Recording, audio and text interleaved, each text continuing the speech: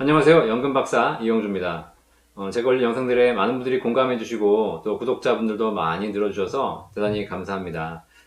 제가 하는 말씀들이 약간 다른 시각이긴 하지만 그래도 우리 청취자분들께 굉장히 도움을 드리기 위해서 많은 준비를 하고 있다는 사실 알아주시고요. 더 많은 구독과 좋아요 당부드리겠습니다. 자, 오늘 말씀드릴 내용은요. 우리나라의 경제 위기, 금융 위기에 대한 말씀을 드리려고 합니다. 한국 경제의 위기는 언제 오는가? 지금 언론상에 보시면요. 많은 또 방송들을 보시면 우리나라의 위기가 조만간 온다라는 이야기들이 많이 있습니다. 사실 근데 좀 보고 있으면 좀 웃깁니다. 분명히 2018년도에도 위기가 온다라는 얘기가 있었습니다. 하지만 오지 않았고요. 2019년에 올 것이다. 오지 않았습니다. 이제 2020년 내년에 올 것이다라고 또 예측을 하고 있습니다. 올까요? 한국 경제 위기는 언제 오는가? 결론적으로 말해서 한국 경제 위기는 이미 와 있다는 겁니다. 무슨 얘기냐? 우리가 위기에 대해서 잘못 이해하고 있습니다. 위기에는 두 가지 종류가 있습니다. 위기에 두 얼굴이 있는 거죠. 하나는 폭락입니다. 또 하나는 쇠락이죠. 이거에 대해서 제대로 알려주는 방송, 제대로 알고 있는 경제학자조차 없다라는 사실이죠. 폭락은 말 그대로 급락하는 겁니다. 갑자기 위기가 찾아오는 것이고요. 쇠락은 천천히 안 좋아지는 것입니다. 쇠락의 쇠자라는 한자를 찾아보면 힘이나 세력이 점점 줄어서 약해진다는 걸 의미하거든요. 결국은 쇠락은 점진적으로 하락하는 것이죠. 근데 우리는 폭락만을 위기라고 생각합니다. 쇠락은 위기라고 생각하지 않는 것이죠. 하지만 폭락보다 쇠락이 더 큰 위기입니다. 개구리를 뜨거운 물에 넣으면요. 얘가 아 뜨거워! 하고 튀어오릅니다. 그럼 어떻게 되냐면 화상을 입습니다. 하지만 얘는 화상은 2, 3주만 지나면 회복이 되고요. 결국 생존하게 돼요. 하지만 개구리를 찬물에 넣고 서서히 가열하면 튀어오르지 않습니다. 그리고 아무 문제가 없는지 생각하지만 결과적으로 시간이 지나면서 결국은 죽게 된다는 거죠. 자, 이게 바로 쇠락의 가장 큰 위기입니다. 대한민국의 위기는 지금 쇠락입니다. 과거처럼 폭락이 아니라 이제 쇠락의 위기에 접어들고 있다는 거죠. 위기의 본질이 다르다는 겁니다. 자, 그러면 폭락과 쇠락의 차이점을 한번 살펴보도록 하겠습니다. 폭락의 특징은요, 일시적이고 전반적입니다. 급격히 일어나고 전체 모든 자산에 영향을 미친다는 거죠. 반면에 쇠락은요, 장기적이고 차별적입니다. 자, 폭락을 먼저 볼까요? 폭락은요, 순식간에 발생합니다. 그렇기 때문에 아무도 대응하지 못한다는 거죠. 그런데 이 폭락은 전조 증상이 있습니다. 폭락이 오기 전에 폭등, 급등이 존재한다는 거예요. 그런 게 있어야 폭락이 온다는 거죠. 산이 높아야 골이 깊듯이 산이 높은 일이 있어야 되는데 현재 한국 경제는 사실 그렇게 특이할 만한 폭등이 있지 않았다는 겁니다. 그리고 이 폭락은요, 모든 자산 가치가 동시에 하락합니다. 자, 그래서 누구는 살고 누구는 죽고 이게 아니에요. 같이 다 하락하는 거죠. 자, 그런데 기본적인 체력에는 문제가 없는 겁니다. 경제 체력은 문제가 없어요. 하지만 잠시 과로, 잠시 급등했기 때문에 그것이 문제가 생겨서 폭락이 오는 것이죠. 그래서 대부분이 일정한 시기만 지나면 다시 회복됩니다. 우리나라의 과거의 외환위기라든가 경제위기, 금융위기 그랬듯이 문제는 있었고 힘들었지만 1, 2년 내에 다시 다 회복이 가능했다는 거죠. 이게 바로 폭락의 특징입니다. 예를 들자면 건강한 성인이 열심히 일을 합니다. 그런데 갑자기 한 2, 3일, 1, 2주 무리했어요. 과로했어요. 이 사람은 쓰러질 수 있습니다. 쓰러졌지만 이 사람은 기본 체력이 문제가 있는 건 아니지 않습니까? 병원에 가서 링겔 맞고 며칠 쉬면 다시 회복됩니다. 그러면 아무 문제 없이 사회생활이 가능한 거죠. 이게 바로 폭락의 특징이라는 겁니다. 자, 그런데 쇠락은 다릅니다. 쇠락은요, 폭락과 달리 장기적이고 차별적입니다. 쇠락은 수년에 걸쳐서, 때로는 수십 년에 걸쳐서 아주 장기적으로 서서히 진행됩니다. 일반인들은 위기라고 인식할 수 없어요. 왜? 어제와 오늘이 크게 다르지 않기 때문이죠. 조금씩 나빠지는 것이기 때문에 이것이 큰 위기라고 볼 수 없다는 겁니다. 그리고 어느 순간 이 위기에 익숙해져 버려요. 그런데 지나고 나서 진짜 내가 마지막 죽어가는 시점에 지난 10여 년이, 지난 수십 년이 나에게 위기였구나. 내가 그때 탈출했었어야 되는 건데 이런 생각을 하시게 되는 거죠. 하지만 이렇게 느끼기 시작하는 순간 이미 늦었다는 겁니다. 쇠락의 위기는요, 자산 가격에 미치는 영향이 차별적입니다.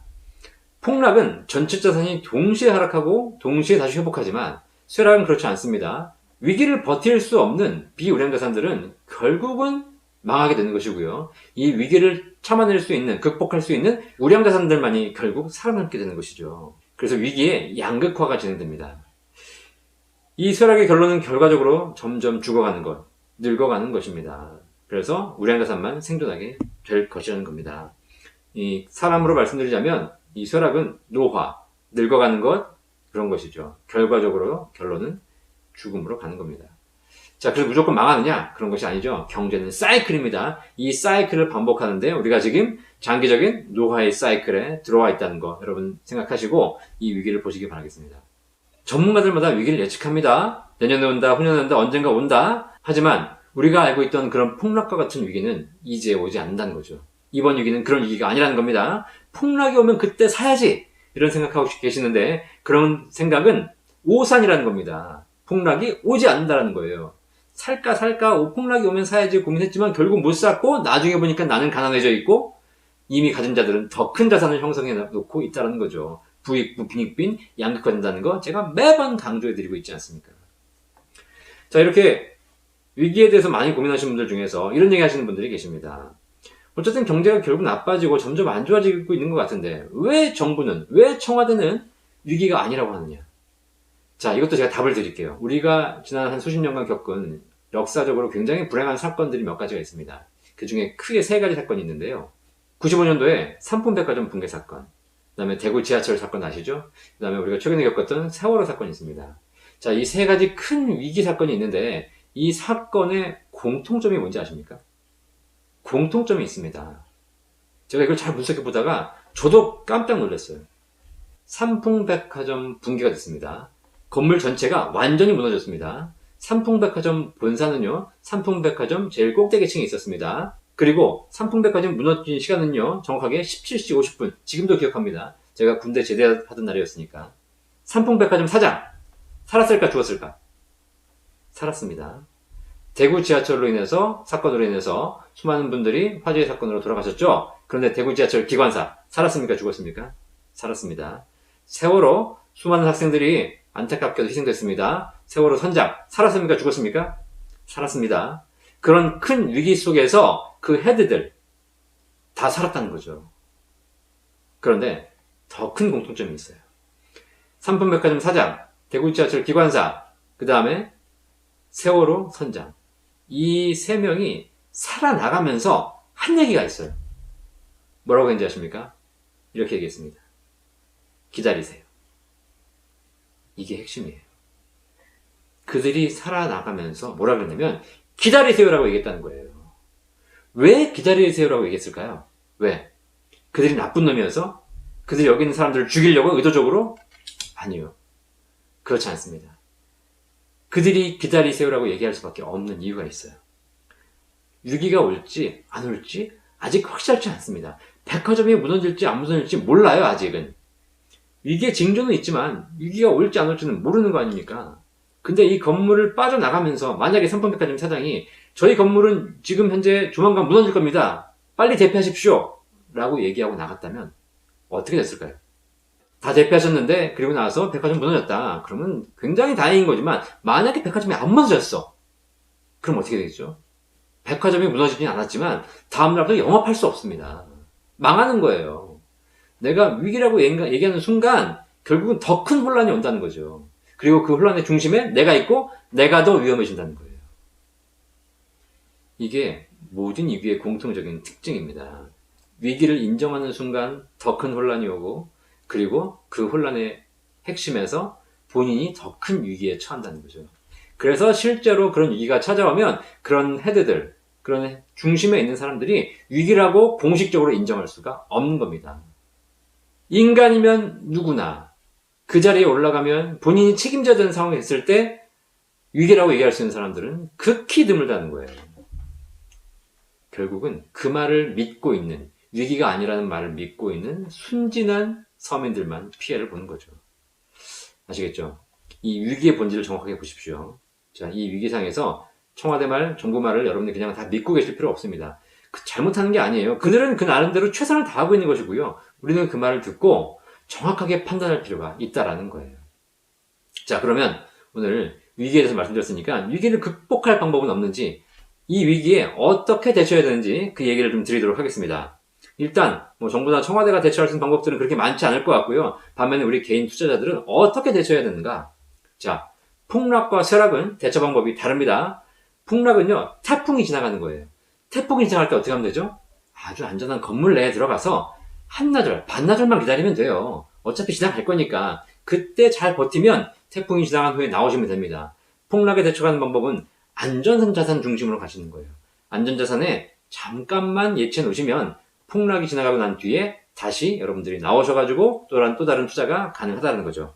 하지만 이 위기가 지속된다면, 이것이 폭락이 아니라 쇠락이라면 어떻게 하셔야 되죠? 대처 방법은 완전히 다릅니다. 여러분들이 태풍을 피해서 콘크리트 건물, 안전한 건물 안에 들어갔는데 이 태풍이 안 지나가는 거야. 계속 있는 거예요. 이것이 며칠 동안 지속되는 겁니다. 어떻게 되겠습니까? 지금은 안전한 곳이지만 여기는 먹을 게 없어요. 먹을 게 없으면 어떻게 돼요? 결국은 굶어 죽게 돼 있습니다. 쇠락은 위기가 장기화됩니다. 이런 장기화된 시기에 여러분이 안전한 곳에만 가 계시면 그것은 더 이상 안전한 곳이 아니라 결국 여러분을 죽게 만든다는 거죠. 이 쇠락의 위기 때는요, 밖으로 나오세요. 적절한 위험이 있다는 걸 감수하십시오. 그 위험이 여러분을 죽일 만한 큰 위험은 아니에요. 나오셔가지고요, 적절한 위험을 감수하면서 적절한 우량자산을 찾으세요. 투자하셔야 된다는 얘기입니다. 과거처럼 안전한 자산만 찾을 때가 아니라는 거죠. 안전한데 있다가 잠깐 나오면 되는 상황이 아니라는 거예요. 어떤 자산이 우량한가? 내가 투자한 자산이 수익률이 좋은가? 이런 걸 보실 때가 아니라 내 자산이 장기적인 위기를 버틸 수 있는가? 이 자산인가를 보셔야 돼요. 장기적인 위기를 버티려면 현금력, 돈이 있어야 됩니다.